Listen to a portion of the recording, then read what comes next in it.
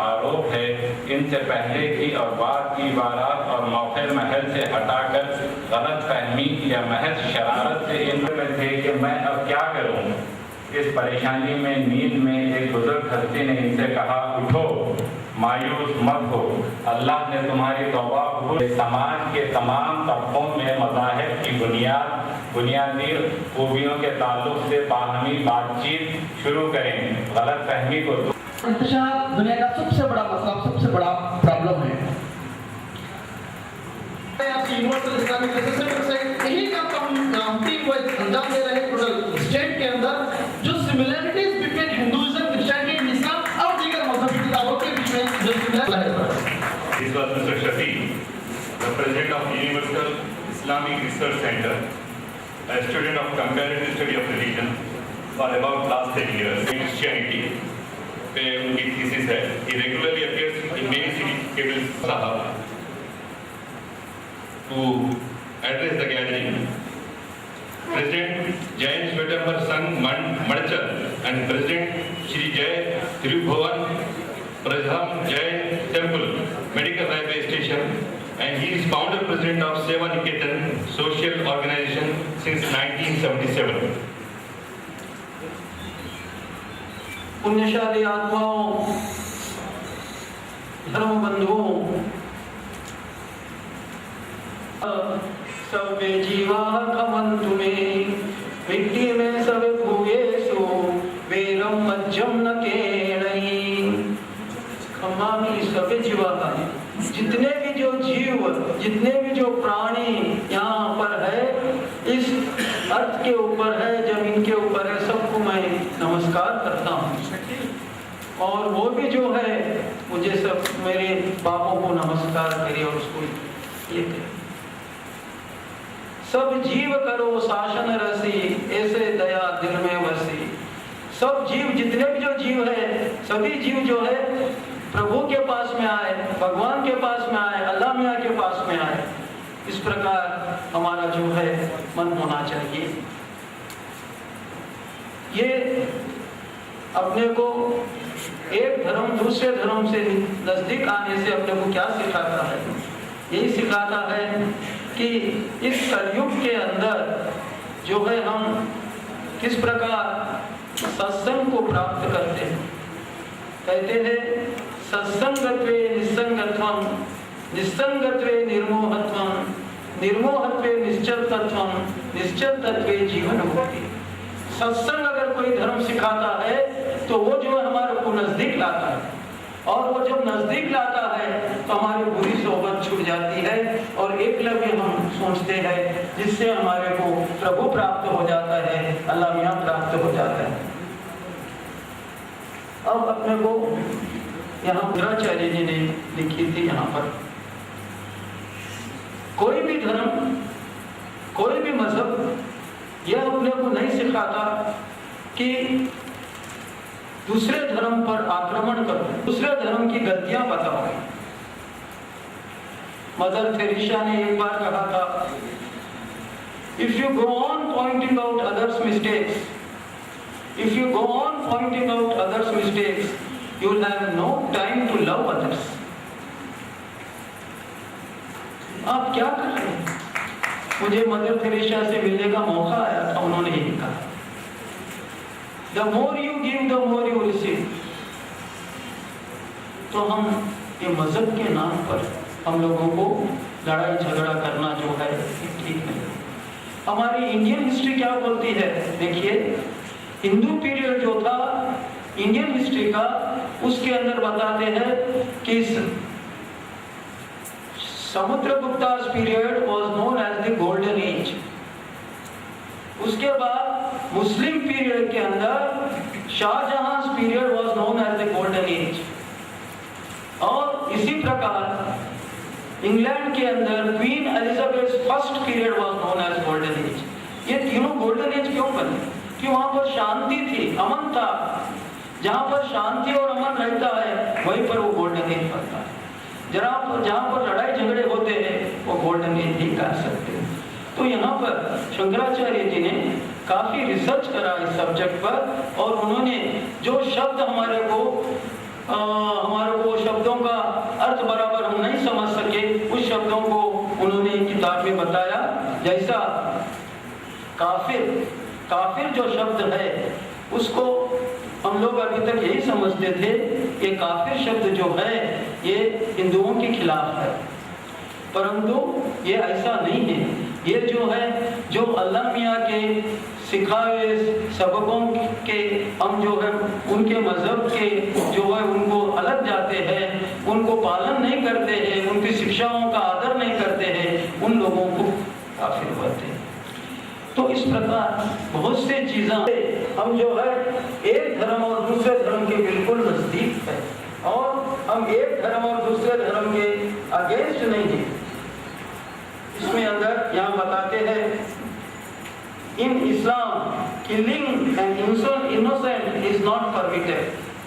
मतलब जो कुछ गलती नहीं किया है उसको मारने का कभी नहीं कर। वो कैसा कह सकते हैं? अल्लाह मियाँ जो है वो मर्सीफुल है, हर एक से प्रेम करता है। तो जो प्रेम करने वाले व्यक्ति किस प्रकार कह सकते हैं कि दूसरों को मारो, दूसरों की गलतियां बताओ? कभी नहीं हो सकता। ये हमारे समझ में गलती है। तो इस प्रकार शंकराचार्य जी ने हमें काफी इसके अंदर समझाया है, और ये आगे वहां पर बताते हैं, in Islam it is forbidden to commit excess even with enemies also. यहाँ पर कितना बताया देखिए कि इस्लाम धर्म में इतना भी बताया है कि अपने को जो है जिसको जितनी छूट देनी चाहिए उतनी ही दे सकते हैं, उससे आज आगे छूट नहीं दे सकते। उससे आगे छूट अपन दे तो अपन गुनाहगार बनेंगे। तो इसलिए इसके अंदर इतना वो पूरा बताते हैं। और आगे उन्होंने यह भी कहा है कि permission to fight is given to those who are fought against because they have been wrong, and they surely Allah is able to give them victory। तो परमिशन किसको देते हैं लड़ाई करने के लिए? उन लोगों को ही परमिशन मिलता है लड़ाई करने के लिए कि जो अल्लाह मियाँ के कहने के अगेंस्ट जो चल रहे हैं उनको जो है तभी वो जन्म बच सकता है। और वो भी जो है जहाँ तक वो जो है परमिशन है वहीं तक हो सकता है। हमारे जैन साधुओं से भी एक बार पूछा गया था कि क्या आप लड़ सकते हैं, युद्ध में आ सकते हैं, तलवार हाथ में ले सकते हैं? आप तो हर वक्त ये होगा लेते हैं जिससे एक कीड़ी भी चलती रहे, उसको ऐसा हटा देते हैं कीड़ी को। तो आप तलवार हाथ में ले सकते हैं क्या? तो जब कभी मजहब पर अगर जो है युद्ध आ जाए, जब कभी मंदिर के अंदर लोग घुसकर तलवार से मूर्तियों को तोड़ने लगे, जब हम तलवार हाथ में ले सकते, उसके बिना नहीं ले सकते। तो कोई भी धर्म अपने को ये नहीं समझाएगा कि जो है लड़ो करो खून की नदियां बहाओ, नहीं। तो हर धर्म इसके अंदर इस्लाम धर्म जो है ये टेरर का धर्म जो है ये नहीं है। ये जो है एक दूसरे के नजदीक आने का धर्म है। ये जो है अपने को जो है भाईचारा सिखाता है, एक दूसरे से मिलकर रहने का सिखाता है। यही धर्म ये बताता है। और मुझे ये मौका दिया गया है यहाँ पर मदीना सोसाइटी से, मैं उनको सबको जो है धन्यवाद देता हूँ। सभी भाई बहनों को नमस्कार हो, शांति हो। सिख मजहब की नुमाइंदगी के लिए डॉक्टर रविंद्र कौर को मैं दावा देने जा रहा हूँ। She is a research scholar on Sikhism under the guidance of her husband and other academicians. She is an ardent activist for peace and harmony. She participates in interfaith dialogue. Stage पर बैठे हुए सभी dignitaries और सारे guest को मेरा साथ। पहला अक्षर और जो सबसे ज़्यादा यूज्ड इसमें इंफॉर्मेशन या जो गाइडेंस मिलती है वो एक की है कि मालिक एक है। एक ओंकार से ही गुरु ग्रंथ साहिब की शुरुआत होती है और जगह जगह बार बार इसी विजडम को, इसी नॉलेज को कन्वे किया जाता है, अलग अलग तरीके से समझाया जाता है कि हम सबका मालिक एक है और वो एक के ही अलग अलग रूप हैं। हम सब हमारे में फर्क नहीं है। जब हम केवल अगर अपनी नजर को शैलो रखते हैं और ऊपर ऊपर की नजर में रहते हैं तो हमको बहुत डिफरेंसेस दिखते हैं एक दूसरे में। मगर अगर हम डीपली एक दूसरे को शांति से और देखें से ज्ञान पूर्वक नजर से देखें तो हमको एक का एहसास होना चाहिए। चीजों में बहुत ध्यान देते हैं, टीवी में, नेट में और चीजों में, मगर उससे ज्यादा जरूरत है कि हम छोटेपन से बच्चों को और अपने घर में इस बात की का जिक्र किया करें कि कैसे मालिक एक है। चाहे वो जब हम कोई भी रिलीजियस स्क्रिप्चर्स का जैसे कुरान है या सनातन वेद धर्म को की स्टडी करते हैं या गुरु ग्रंथ साहिब की को विचारते हैं तो हमको यही इंफॉर्मेशन इतनी दृढ़ता से इसको किया गया है कि जब भगवान एक है और भगवान के एक ही नाम नहीं है। जैसे मुस्लिम भाई अल्लाह बोलते हैं, कोई राम बोलते हैं, गोविंद बोलते हैं, हरि बोलते हैं, ऐसे ही गुरु ग्रंथ साहिब में सारे नामों का जिक्र किया गया है कि नाम कोई भी हो मगर ये मत भूलो कि वो नाम उस एक का ही है। नाम जैसे अलग अलग हो सकते हैं मगर परमात्मा एक ही है और वो हम सबके अंदर हर घड़ी हर समय मौजूद है और वही सब कुछ करने वाला है। तो जब इतनी बड़ी ताकत हमारे ही अंदर हमारे ही साथ है तो हमको जो पीस और यूनिटी की हम बात कर रहे हैं कि पीस होना चाहिए या यूनिटी होनी चाहिए, वो स्पॉन्टेनियसली हमारे अंदर वो बहना चाहिए, वो भाव पीस का, यूनिटी का, क्योंकि वो हमारा निजी स्वरूप है। अगर हम उस निजी स्वरूप से दूर जाते हैं तो इसका मतलब हमने ज्ञान को धारण नहीं किया है। चाहे हम कुरान पढ़ लें, जब हमने कुरान का थोड़ा स्टडी किया या वेदों को थोड़ा डीपली देखा, गीता को देखा या अपने गुरु ग्रंथ साहिब की स्टडी की तो हमने तो हर जगह यही पाया कि चाहे वो लैंग्वेज अलग अलग है मगर मैसेज एक और एक ही है और वो एक ही बात अलग अलग तरीके से की जाती है। तो गुरु नानक साहब ने ये सिखिज्म का जो धर्म चलाया इसमें कोई अलग थलग नहीं किया है। अगर हम उसको डीपली देखें तो जैसे स्वामी जी ने कुरान को डीपली देखा है तो अगर आप देखेंगे तो गुरु ग्रंथ साहिब में अगर सिख गुरु 6 हैं तो 20 हिंदू भक्तों की वाणी उसके अंदर विद्यमान है।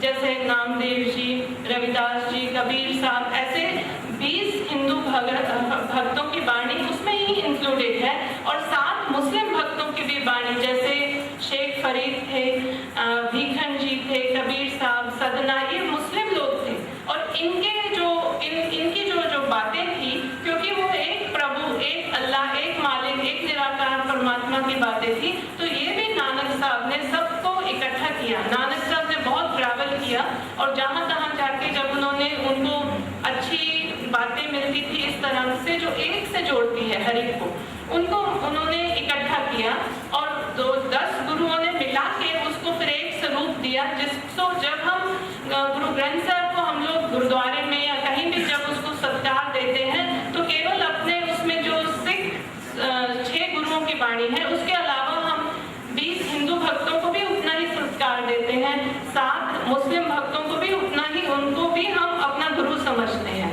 गुरु हमारे लिए कोई व्यक्ति नहीं है, नानक साहब कोई केवल गुरु नहीं है, ज्ञान गुरु है जो कि वेद हमेशा से बोलते रहे हैं, कुरान हमेशा से हमको अल्लाह के बारे में ज्ञान देते हैं।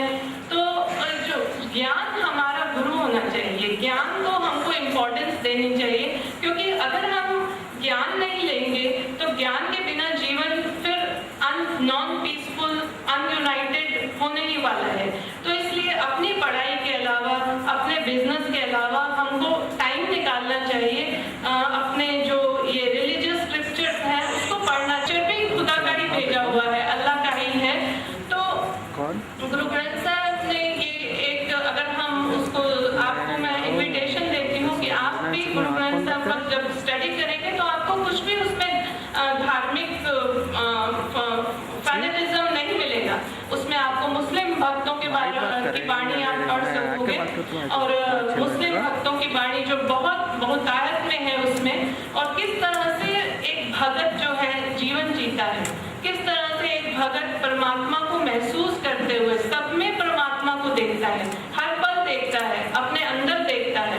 तो उसको कभी भी ये नामों के झगड़े में नहीं जाता, वो परमात्मा को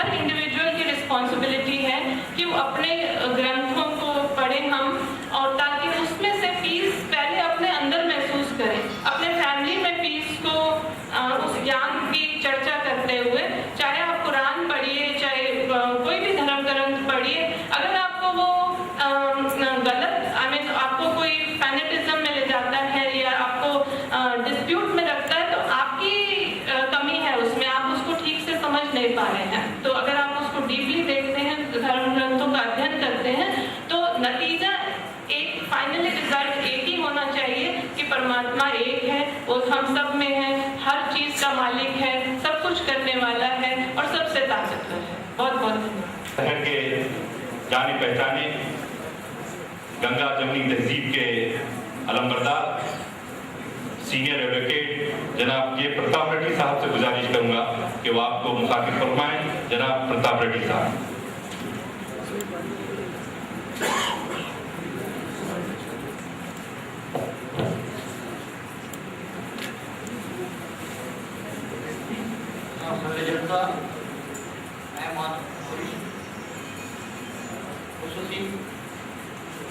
शंकराचार्य जी, मेरे बड़े भाई हसनुद्दीन अहमद साहब, आरिफुद्दीन साहब और प्रदेश में क्षेत्र के सबसे मेहमानों को सलाम। एक किताब आप बाद में भेज रहा हूँ, स्वामी लक्ष्मणाचार्य का, लक्ष्मी शंकराचार्य जी का लिखा हुआ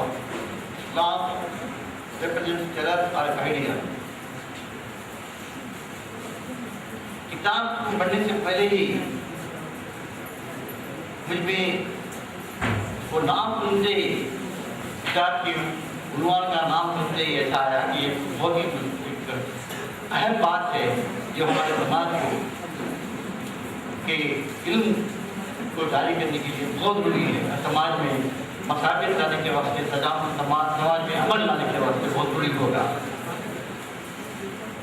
उसके बाद जब किताब पढ़ा तो सारी चीज़ें ऐसी, किताब में ऐसी चीज़ें हैं जो अवेकनिंग, ह्यूमन अवेकनिंग को लाने की चीज़ें हैं। मतलब बेदार इंसानियत को एक मरतबा फिर से जगाने की, बेदारी लाने की बातें इसके अंदर कही गई हैं।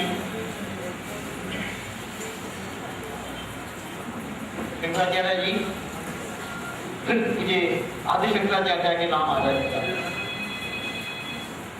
आप लोगों को मालूम होगा तारीख के अंदर हिंदुस्तान के अंदर सिर्फ हिंदू मुसलमानों में इनकी इख्तिलाफ राय नहीं थी, बल्कि हिंदू मजहब कोई मजहब नहीं था, जो एक सनातन धर्म था, लेकिन इसके अंदर भी बहुत से इख्तिलाफात थे। सनातन धर्म जो था उसके अंदर जितनी भी खराबियां हों या समाज की बेमुताबिक को बांटने वाली चीज़ें हों, मजहब को बांटने वाली चीज़ें हों, उनमें तब्दील लाने के लिए महात्मा बुद्ध आए थे। महात्मा बुद्ध मेरे लिए समाजी तगय्युर के लिए बहुत बड़े पहले रेवोल्यूशनरी थे। बुद्धिज्म हिंदुइज्म में और बुद्धिज्म जैनिज्म में, हिंदुइज्म जैनिज्म में भी टकराव थे।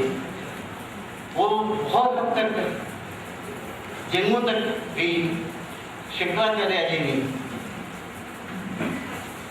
आदि शंकराचार्य जी वो 8वीं सदी के थे। उन्होंने इन इख्तिलाफात को एक करके बुद्धिज्म, हिंदुइज्म और जैनिज्म को एक करना, एक किया और महात्मा बुद्ध को अवतार किया। तो इस तरह से वो पूरे मजहब एक जगह हो गए। फिर बाद में फिर रामानुजाचार्य आए, फिर उनमें पद इख्तिलाफ हुए। लेकिन जब भी मजहब में इख्तिलाफ आते हैं, इससे पहले मुसल्लिन ने कहा कि इख्तलाफात सिर्फ पावर पॉलिटिक्स के अंदर हुआ है।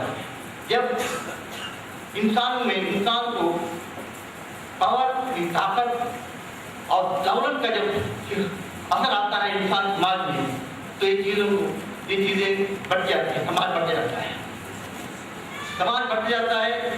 और फिर मजहब को एक आड़ दिया जाता है, मजहब को बदनाम किया जाता है।